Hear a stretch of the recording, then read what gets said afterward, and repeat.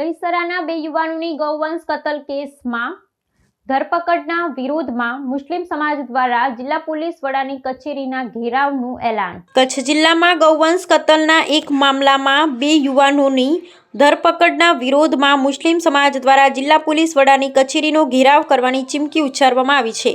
આ ઘેરાવ અને સંભવિત વિરોધ પ્રદર્શનને પગલે કોઈપણ પ્રકારની અઘટિત ઘટના ટાળવા માટે વહીવટી તંત્ર દ્વારા કચેરી પરિસર અને તેની આસપાસના વિસ્તારોમાં સઘન સુરક્ષા વ્યવસ્થા અને લોખંડી પોલીસ બંદોબસ્ત ગોઠવી દેવામાં આવ્યો છે।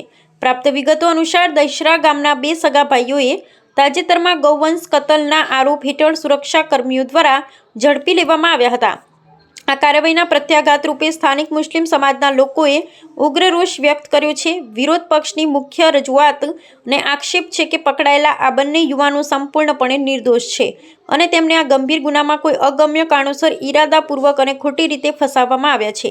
આ સમગ્ર પ્રકરણમાં તટસ્થ અને ઊંડાણપૂર્વકની તપાસ થાય તેવી માંગ સાથે સમાજના આગેવાનો અને લોકો મોટી સંખ્યામાં જિલ્લા પોલીસ વડા સમક્ષ રજૂઆત કરવા પહોંચશે તેવી શક્યતાઓ છે।